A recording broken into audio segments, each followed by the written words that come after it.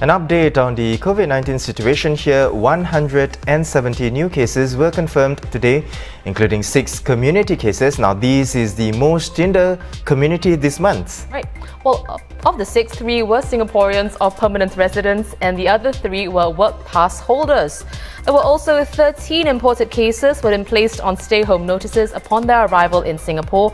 More details will be released tonight. In other local news, researchers in Singapore have discovered a new variant of COVID-19 that causes milder infections. These could provide new avenues for vaccine and therapeutic development.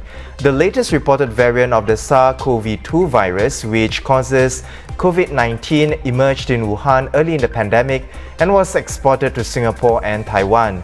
The researchers said that patients infected with this variant were observed to have had better clinical outcomes relative to those infected by viruses without this deletion.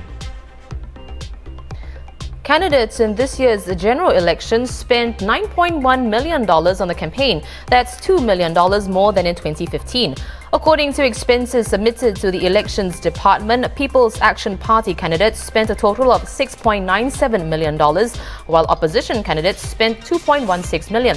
The sole independent candidate, Mr. Chiang Peng-Wah, who contested Pioneer SMC, spent $31,000 on his campaign.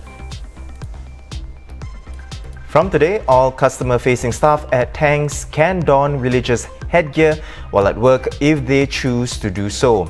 They will join their corporate office and back-of-house colleagues who already have the flexibility to wear religious headgear. Tangs told the Straits Times that the standardization of its dress code will apply to both employees and external brand partners of the department store. This change in the policy of its dress code followed an incident last month in which a 20-year-old sales promoter was told by Tangs to remove her hijab at work.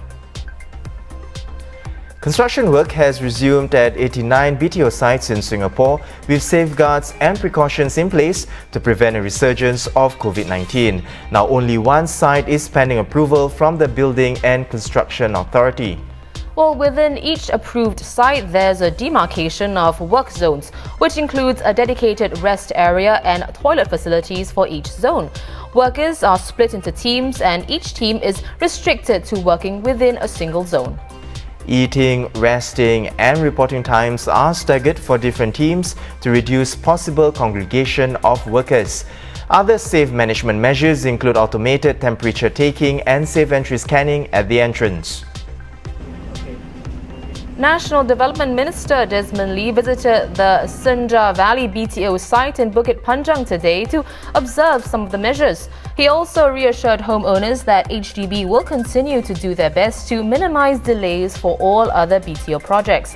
The HDB previously said some BTO projects would be delayed by about 6 to 9 months beyond their original estimated completion dates because of material supply disruptions and manpower shortages.